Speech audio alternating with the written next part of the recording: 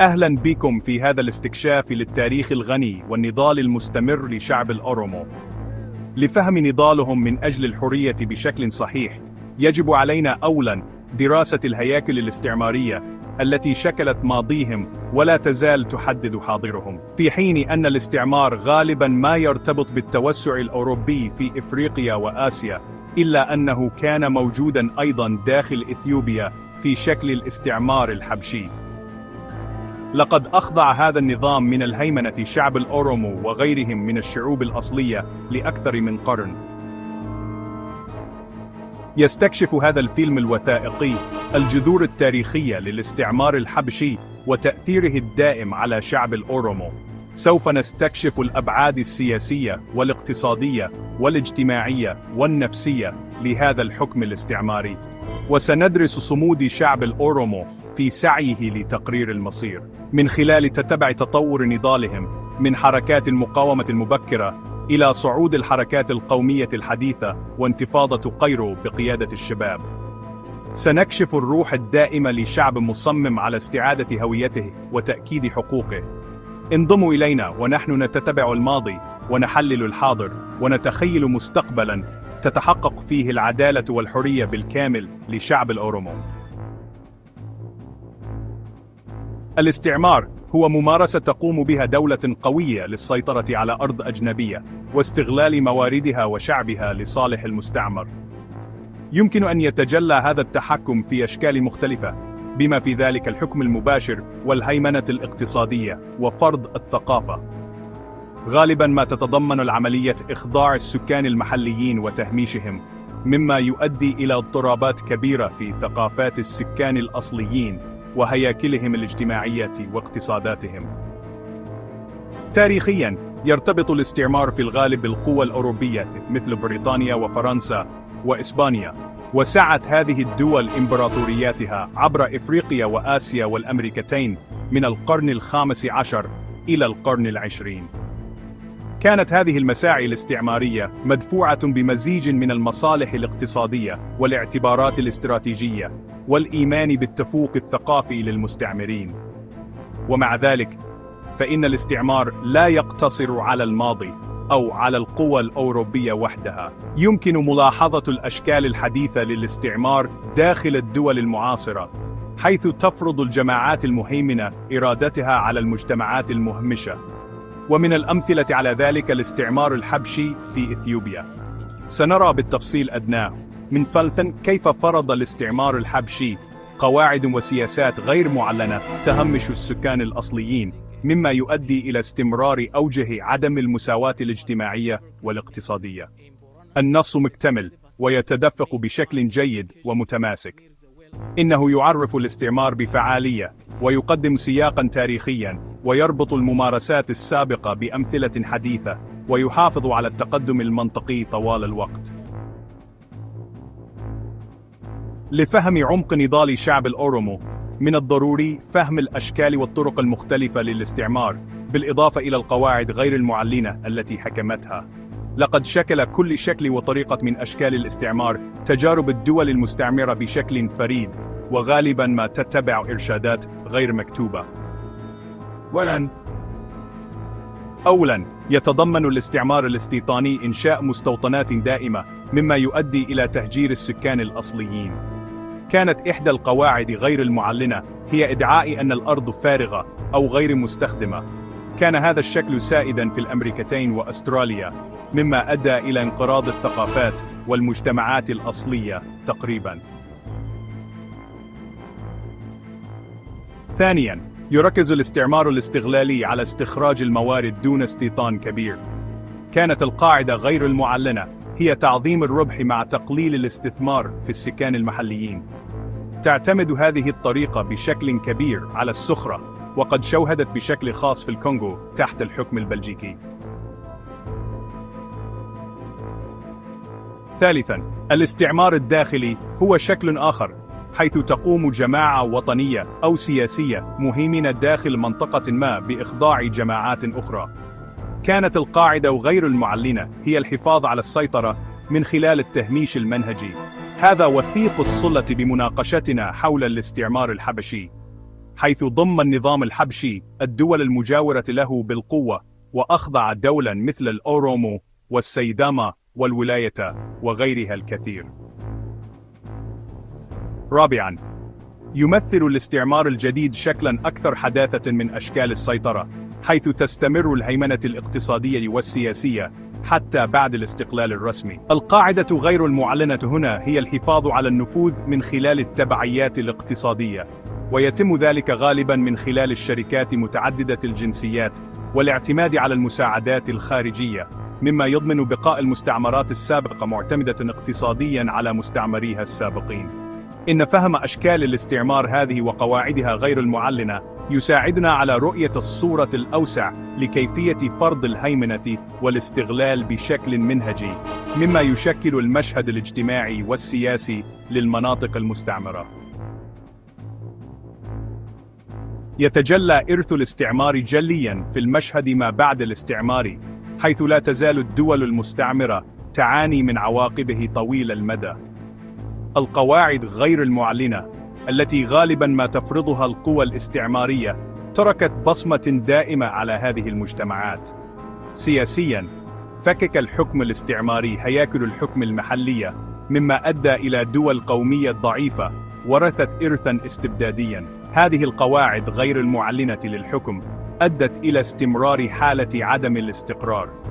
اقتصادياً، ترك الاستغلال الاستعماري العديد من الدول الأفريقية معتمدة على استخراج الموارد وتقلبات السوق العالمية، مما عزز التخلف والضعف الاقتصادي. لا يزال الاعتماد الاقتصادي كقاعدة غير معلنة يعيق التقدم. اجتماعياً، فرض المستعمرون لغاتهم ودياناتهم ومعاييرهم الثقافية، مما أدى إلى الاغتراب الثقافي وتآكل المعرفة الأصلية. أثرت هذه القواعد الثقافية غير المعلنة بعمق على الهوية والتراث. نفسياً، غالباً ما تم تلقين الشعوب المستعمرة بمشاعر الدونية واستيعاب الأيديولوجيات العنصرية التي تقلل من قيمة ثقافاتهم. كان لقاعدة التسلسل الهرمي العنصري غير المعلنة تأثير نفسي دائم. إن تأثير الاستعمار على الدول المستعمرة عميق ودائم، ويشمل break time discrim، فقدان السيادة. تم تفكيك هياكل الحكم التقليدية واستبدالها بأنظمة أجنبية، غالباً ما استبعدت المشاركة الأصلية. ضعف الدول القومية، تجاهلت الحدود ما بعد الاستعمار، الحقائق الإثنية واللغوية، مما أدى إلى عدم الاستقرار والصراع. إرث استبدادي، ورثت العديد من الدول الأفريقية هياكل إدارية استعمارية قمعية استمرت بعد الاستقلال. استخراج الموارد، تم structuring الاقتصادات الأفريقية لخدمة التصنيع الأوروبي مع قليل من الاستثمار في التنمية المحلية. الاعتماد على الزراعة الأحادية، أجبرت الاقتصادات المستعمرة على الاعتماد على محصول واحد أو مورد واحد، مما جعلها عرضة لتقلبات السوق العالمية. التخلف، أعاقت السياسات الاستعمارية التصنيع، مما أبقى أفريقيا معتمدة على الاقتصادات الغربية. تآكل المعرفة الأصلية، تم التقليل من قيمة التعليم والطب والحكم التقليديين واستبدالها بالنماذج الأوروبية. الاغتراب الثقافي، تم فرض اللغات والديانات وأنماط الحياة الأوروبية، مما أدى إلى أزمات هوية. صراعات إثنية لغوية، خلقت القوى الاستعمارية انقسامات وتسلسلات هرمية مصطنعة بين الجماعات، مما أدى إلى تأجيج التوترات بعد الاستقلال. عقدة النقص، غالباً ما تعرض المستعمرون لأيديولوجيات عنصرية صورتهم على أنهم أدنى مرتبة. نظرة عالمية غربية. المركز، لا تزال فكرة أن التقدم يعرف بالقيم الغربية تشكل نماذج التنمية ما بعد الاستعمار. بالنسبة لشعب الأورومو، تجلى الاستعمار بطريقة خاصة وعميقة من خلال الاستعمار الذي يمارسه حكام الحبشة، خاصة من أواخر القرن التاسع عشر فصاعدا. Break time point fifths.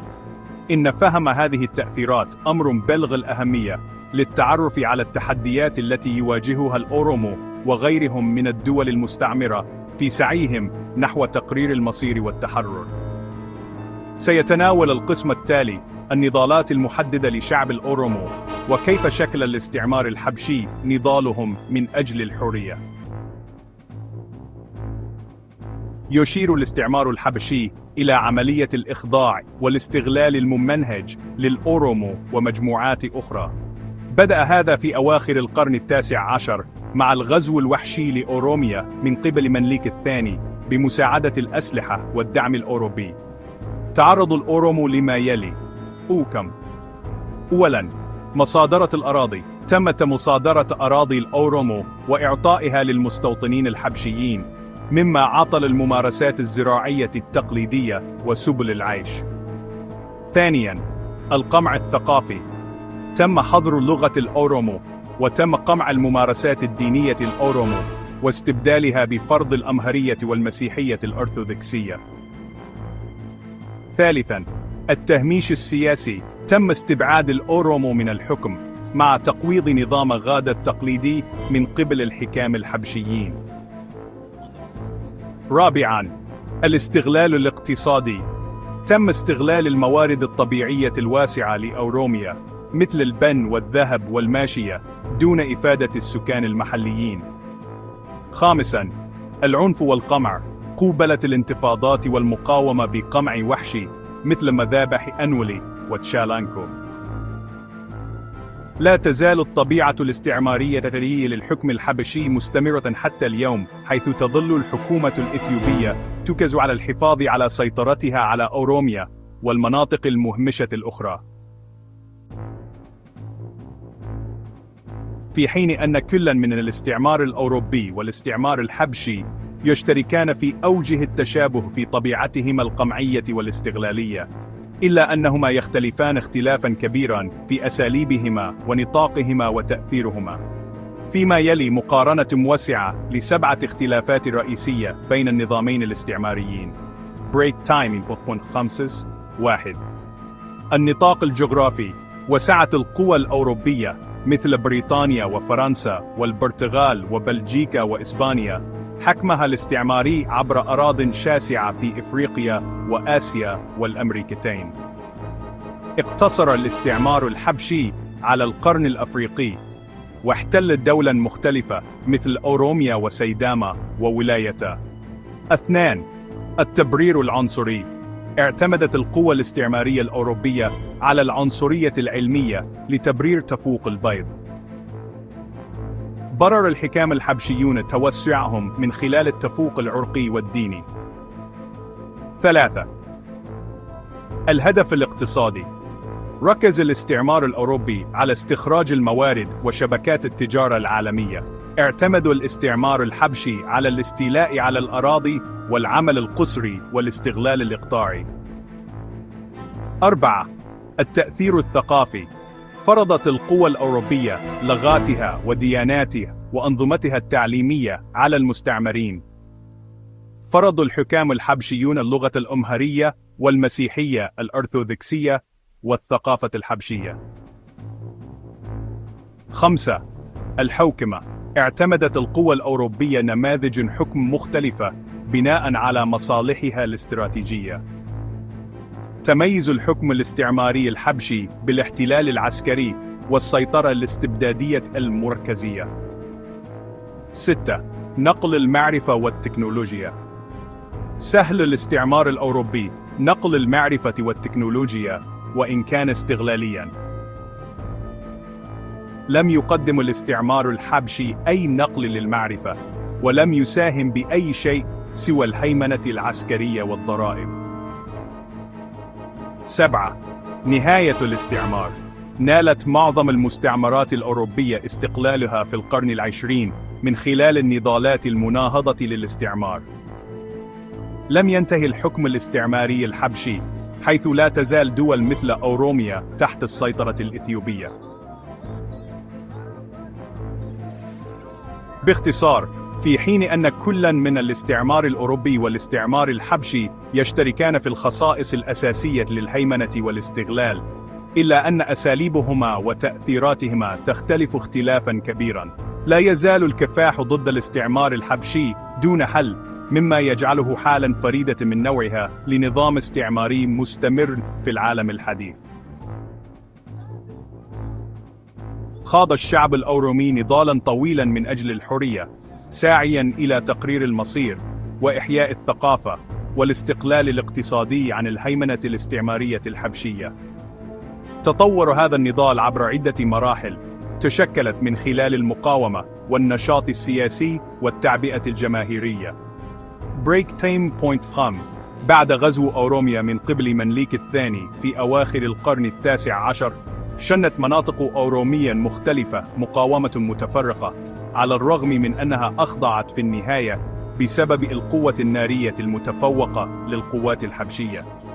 أجبر نظام النفطانية جابار الفلاحين الأوروم على العمل كخدم لدى المستوطنين الحبشيين، مما عطل البنى الاجتماعية الأورومية وفرض نظاما قمعيا لحيازة الأراضي. على الرغم من القمع الوحشي، استمرت المقاومة المحلية من خلال حرب العصابات وجهود الحفاظ على الثقافة. شهدت الستينيات ظهور حركة قومية، حيث بدأ المثقفون والناشطون في التعبير عن الهوية الأورومية والمطالبة بالحكم الذاتي. لعبت جمعية ميتشا تولاما التي تأسست في أوائل الستينيات دورا حاسما في تعبئة الوعي الأورومي والدفاع عن الحقوق الاجتماعية والاقتصادية للشعب الأورومي. ومع ذلك، سرعان ما حظر النظام الإمبراطوري أنشطتها. شكل تأسيس جبهة تحرير أورومو OLF عام 1980 إضفاء الطابع الرسمي على كفاح التحرير الأورومي. عبرت جبهة تحرير أورومو عن رؤية لأوروميا مستقلة، وشاركت في الكفاح المسلح ضد الأنظمة الإثيوبية المتعاقبة. على الرغم من القمع الشديد من قبل نظام الدرغ، اكتسبت القومية الأورومية زخما من خلال التنظيم السياسي السري وانتشار الأدب المكتوب باللغة الأورومية والمقاومة العسكرية في المناطق الريفية. وفر سقوط نظام الدرغ عام 1991 فرصة للجهات الفاعلة السياسية الأورومية. أدى انهيار نظام الدرغ عام 1999 إلى تشكيل الجبهة الديمقراطية الثورية الشعبية الإثيوبية، وهو ائتلاف ضمن جبهة تحرير شعب تيغراي كقوة مهيمنة. شاركت جبهة تحرير أورومو في الحكومة الانتقالية، ولكنها سرعان ما اصطدمت مع الجبهة الديمقراطية الثورية الشعبية الإثيوبية بشأن الهيمنة السياسية وحقوق تقرير المصير. Break time equals 5. بحلول عام 1999 أجبرت جبهة التحرير أورومو على النفي بعد مواجهات عسكرية، مما أدى إلى فترة من التهميش السياسي. على الرغم من هذه الانتكاسة، استمر النشاط السياسي الأورومي من خلال الكفاح المسلح والمعارضة القانونية، منح إنشاء ولاية أوروميا الإقليمية في ظل نظام الفيدرالية الإثيوبية القائم على اللغة والعرق، اعترافا اسميا بالهوية الأورومية، ولكنه لم يترجم إلى حكم ذاتي حقيقي. سيطرت الجبهة الديمقراطية الثورية الشعبية الإثيوبية الحاكمة بإحكام على الحكم الإقليمي، وقمعت المعارضة، وحافظت على الهيمنة الحبشية بحكم الواقع. من أواخر التسعينيات إلى أوائل العقد الأول من القرن 21 سعت أحزاب سياسية أورومية مختلفة مثل الحركة الديمقراطية الفيدرالية الأورومية ومؤتمر الشعب الأورومي إلى الحصول على مساحة سياسية داخل النظام الانتخابي الإثيوبي المقيد. ومع ذلك، فإن القمع المنهجي والتزوير الانتخابي والاعتقالات الجماعية لقادة المعارضة الأورومية حدت من المشاركة الفعالة. خلال هذه الفترة، ظل الشعب الأورومي مهمشا سياسيا، على الرغم من أن الحقوق الثقافية واللغوية شهدت تقدما محدودا مع انتشار وسائل الإعلام والمؤسسات التعليمية باللغة الأورومية. Break time 0.5. شكلت احتجاجات أورومو 2014-2018 التي قادتها حركة كيرو، حركة شباب أورومو، تحولا كبيرا في النضال. الاحتجاجات التي اندلعت في البداية بسبب الخطة الرئيسية لأديس أبابا التي هددت بتهجير مزارعي أورومو تصاعدت بسرعة إلى حركة أوسع ضد القمع السياسي والتهميش الاقتصادي. ضغطت الاحتجاجات التي حشدت الملايين في جميع أنحاء أوروميا على الحكومة الإثيوبية، مما أدى إلى استقالة رئيس الوزراء هيلي مريم ديسالين في عام 2018. اعتبر صعود أبي أحمد وهو أورومي بالتراث في البداية انتصاراً للنضال الأورومي، ومع ذلك فقد اتسمت فترة ولايته بتوطيد السلطة وقمع المنظمات السياسية الأورومية وقمع المعارضة. أدى استمرار سجن قادة المعارضة الأورومية والحملات العسكرية في أوروميا وتفكيك الهياكل الفيدرالية إلى اعتبار الكثيرين قيادته خيانة لتطلعات أورومو. 0.5 اليوم لا يزال النضال الأورومي دون حل، مع استمرار المقاومة السياسية والمسلحة ضد الحكومة المركزية. تستمر الحركة في التطور والتكيف مع الحقائق السياسية الجديدة، مع الحفاظ على مطالبها الأساسية بتقرير المصير والعدالة وإنهاء الهيمنة الحبشية.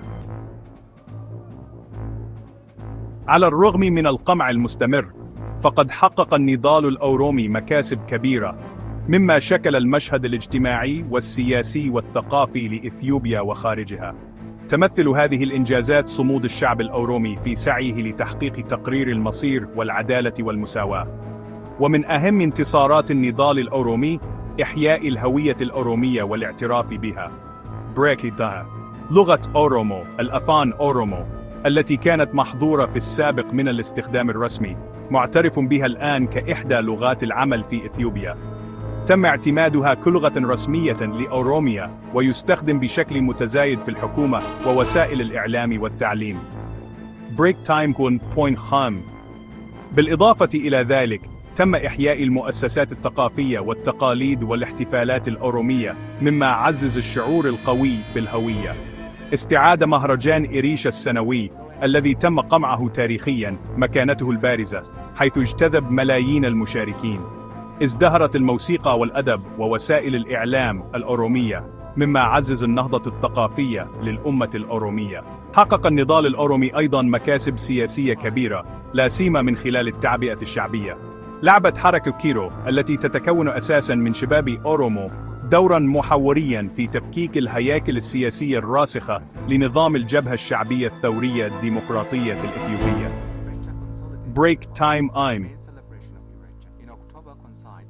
من عام 2014 إلى عام 2012 أجبرت الاحتجاجات المستمرة التي نظمتها حركة كيرو الحكومة الإثيوبية على إجراء إصلاحات سياسية كبيرة.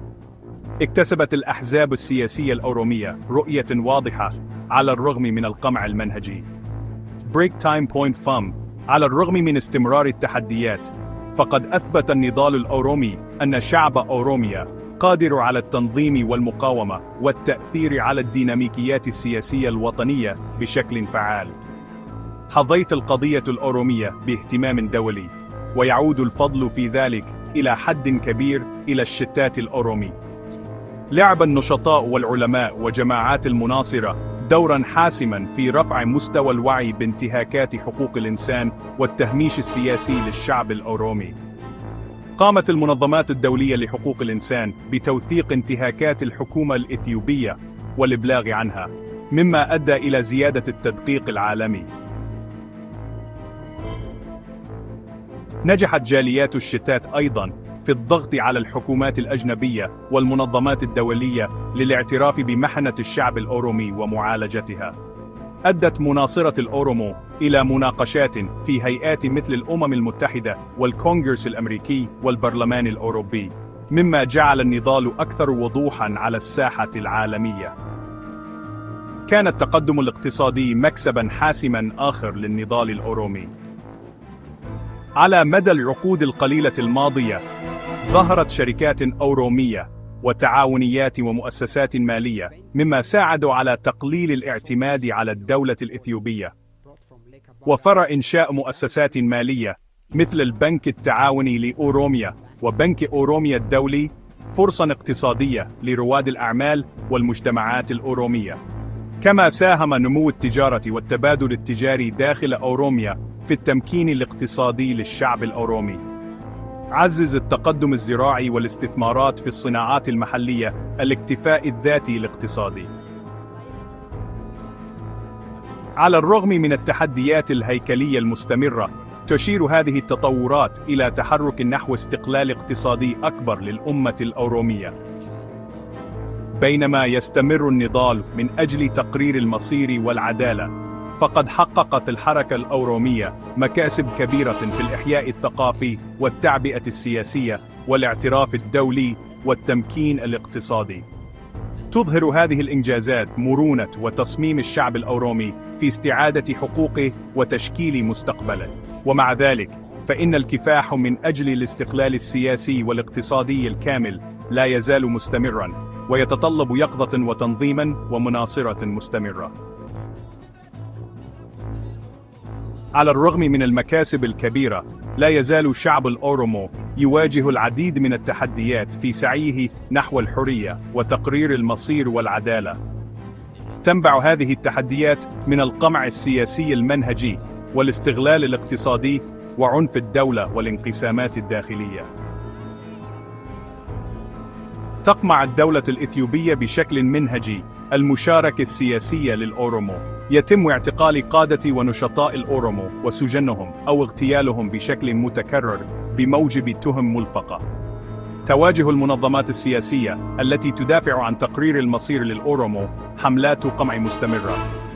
الانتخابات في إثيوبيا لا تزال غير حرة وغير عادلة، مع تهميش أحزاب الأورومو بشكل منهجي. الرقابة الواسعة النطاق ومراقبة النشطاء تزيد من تآكل قدرة الشعب الأورومو على التعبير عن مطالبهم. تستخدم الحكومة الإثيوبية القوة العسكرية لقمع مقاومة الأورومو، لا سيما في المناطق الريفية من أوروميا. التقارير عن عمليات القتل خارج نطاق القضاء والاختفاء القسري وحملات القمع العنيفة ضد الاحتجاجات السلمية منتشرة على نطاق واسع. أدت العمليات العسكرية التي تستهدف مجتمعات الأورومو إلى نزوح الآلاف. لا تزال أوروميا أكبر منطقة وأغنى منطقة بالموارد في إثيوبيا مهمشة اقتصادياً. على الرغم من مواردها الهائلة، فإن الفوائد تتدفق في المقام الأول إلى الدولة الإثيوبية والشركات الأجنبية. أدى الاستيلاء على الأراضي من قبل المستثمرين المدعومين من الحكومة إلى تشريد عدد لا يحصى من مزارع الأورومو. لطالما استغل النظام الإثيوبي الانقسامات داخل الحركة القومية الأورومية. الاختلافات في الأيديولوجية والاستراتيجية خلقت انقساماً مما قلل من فعالية الحركة. بريك تايم خمسية. تمارس الدولة الإثيوبية سيطرة كبيرة على الروايات الإعلامية، مما يؤدي إلى إسكات أصوات الأورومو المستقلة. تواجه وسائل الإعلام الأورومية الرقابة والإغلاق والهجمات الموجهة ضد الصحفيين. انقطاع الإنترنت وقيود الاتصالات يمنعان انتشار المعلومات عن عنف الدولة.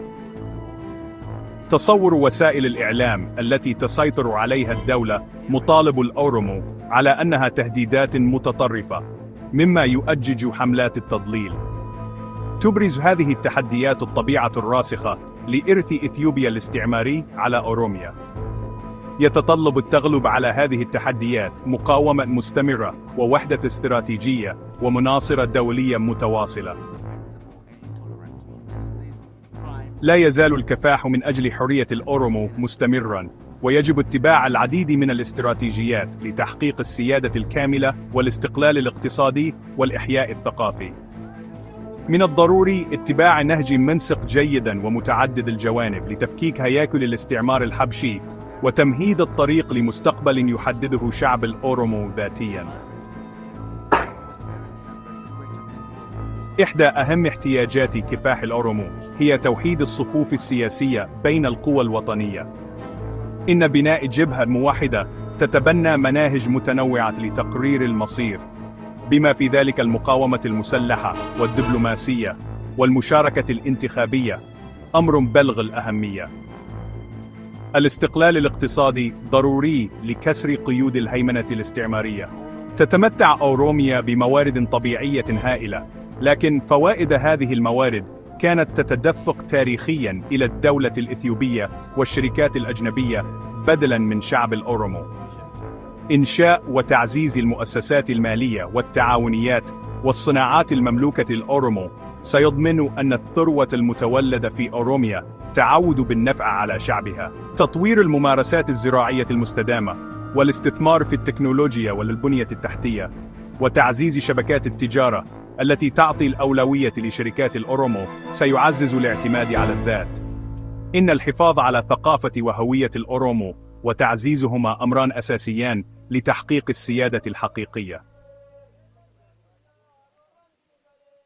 سيضمن توسيع برامج تعليم لغة الأورومو من المدارس الابتدائية إلى الجامعات أن الأجيال القادمة تتلقى تعليمها بلغتها وتاريخها الأم. إن إحياء الممارسات الثقافية للأورومو بما في ذلك نظام غادا واحتفالات إريشا وآليات حل النزاعات المحلية سيعزز التماسك الاجتماعي ويعزز الهوية الوطنية. لا يزال تعزيز الحركات الشعبية وخاصة حركة كايرو ضرورياً لمقاومة اضطهاد الدولة الإثيوبية. أظهر شباب الأورومو قدرتهم على حشد الملايين والتأثير على التغيير السياسي. إن تعزيز شبكاتهم وتوفير الموارد ووضع استراتيجيات للعصيان المني المستدام سيضعف قبضة الدولة الإثيوبية على أوروميا. Break Time Point Farms. التواصل مع المؤسسات الدولية مثل الأمم المتحدة والاتحاد الأفريقي ومنظمات حقوق الإنسان ضروري لتوجيه انتباه العالم إلى كفاح الأورومو. إن توثيق وكشف انتهاكات حقوق الإنسان التي ترتكبها الدولة الإثيوبية سيزيد الضغط الدولي من أجل المساءلة والإصلاح. لقد برز الشتات الأورومي المنتشر في مختلف البلدان بسبب الاضطهاد السياسي والصعوبات الاقتصادية كقوة حاسمة في النضال من أجل حرية الأورومو والعدالة. بينما يبتعد الشتات جغرافياً عن وطنه، إلا أنه لا يزال منخرطاً بعمق في القضية من خلال الدعوة والدبلوماسية والمساهمات المالية والحفاظ على الثقافة. جهودهم الجماعية تضخم أصوات المظلومين وتحافظ على صمود الشعب الأورومي. أحد أهم أدوار الشتات الأورومي هو رفع مستوى الوعي العالمي حول اضطهاد شعب الأورومو. من خلال المظاهرات المنظمة والتواصل مع وسائل الإعلام وجهود الضغط، فإنهم يلفتون انتباه العالم إلى قضايا مثل العنف الذي ترعاه الدولة وانتهاكات حقوق الإنسان. تعمل منظمات الدعوة الموجودة في الشتات بلا كلل لإعلام صانعي السياسات والمنظمات الدولية بالظلم المستمر في أوروميا. تساعد هذه الجهود على الضغط على الحكومات المؤثرة والمؤسسات العالمية لمحاسبة النظام الإثيوبي. علاوة على ذلك، ينخرط الشتات بنشاط في الجهود الدبلوماسية لبناء تحالفات مع الدول المضطهدة الأخرى والجهات الفاعلة الدولية المتعاطفة مع قضيتهم. تلعب المساهمات المالية من الشتات الأورومي دوراً محورياً في دعم حركة الحرية. يرسل العديد من المغتربين الأورومو حوالات مالية لدعم عائلاتهم، ولكن بالإضافة إلى ذلك يمولون أيضاً المنظمات السياسية والمبادرات الإنسانية. تمكن هذه المساعدة الاقتصادية النشطاء على الأرض من مواصلة جهود المقاومة. بالإضافة إلى المساعدات المالية المباشرة، يستثمر الشتات في مشاريع تنمية المجتمع التي تعزز الاكتفاء الذاتي الاقتصادي في أوروميا. Break it time offensive. يلعب الشتات الأورومي أيضاً دوراً أساسياً في الحفاظ على ثقافة ولغة وتقاليد الأورومو وتعزيزها. يعد البقاء الثقافي أمراً بالغ الأهمية للنضال الأوسع من أجل تقرير المصير، حيث يعزز شعوراً قوياً بالهوية والوحدة بين شعب الأورومو. من خلال تنظيم احتفالات إريتشا وبرامج تعليم اللغة، يضمن الشتات بقاء الأجيال الشابة على اتصال بتراثهم. تعمل منصات الإعلام الأورومية كأدوات أساسية لمواجهة المعلومات المضللة وتوفير صوت للنضال الأورومي. يلعب المثقفون الأورومو في الشتات دورا حاسما في تشكيل التوجه الأيديولوجي والاستراتيجي للنضال الأورومي من أجل الحرية. بعد تحررهم من القيود التي تفرضها الأنظمة القمعية، لديهم حرية صياغة الأفكار والمساهمة في الخطاب السياسي دون خوف من القمع. توفر أبحاثهم وأعمالهم العلمية رؤى قيمة عن الظلم التاريخي ومسارات تقرير المصير. من خلال المنشورات الأكاديمية والمؤتمرات، يقدمون مقترحات مدروسة جيداً بشأن العدالة الانتقالية والحكم الديمقراطي. بالإضافة إلى الدعوة والدعم المالي، يشارك الشتات الأورومي بنشاط في تخيل أوروميا ذات سيادة والتخطيط لها. يساهم المثقفون والنشطاء داخل الشتات في الخطاب السياسي والتخطيط الاستراتيجي الذي يهدف إلى تحقيق حلول طويلة الأمد لشعب الأورومو. باختصار، يعد الشتات الأورومي قوة لا غنى عنها في النضال من أجل الحرية والسيادة. جهودهم في الدعوة تلفت الانتباه الدولي إلى محنة شعب الأورومو، ومساهماتهم الاقتصادية تدعم جهود المقاومة، ومبادراتهم للحفاظ على الثقافة تعزز الهوية الوطنية. من خلال الاستفادة من نفوذهم الجماعي عبر الحدود، يواصل الشتات الأورومي لعب دور حيوي في السعي لتحقيق العدالة والحرية الدائمة للأمة الأورومية. يعتبر نضال الشعب الأورومو المستمر شهادة على صمودهم في وجه الاستعمار والقمع الممنهج. سعى الحكم الاستعماري الحبشي لفترة طويلة إلى قمع هوية الأورومو واستغلال مواردهم وحرمانهم من تقرير المصير.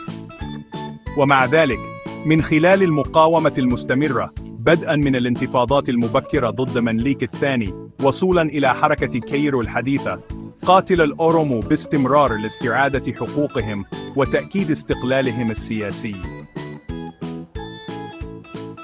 على الرغم من مواجهة القمع الوحشي والتهميش السياسي والاستغلال الاقتصادي، فقد حقق الأورومو تقدماً ملحوظاً. إن إحياء لغة الأورومو كلغة معترف بها وزيادة ظهور الحركات السياسية للأورومو هي معالم بارزة في هذا النضال الطويل. لقد أظهرت حركة كيرو قوة المقاومة المنظمة، مما أدى إلى فرض تغييرات سياسية على أعلى مستويات الحكومة الإثيوبية.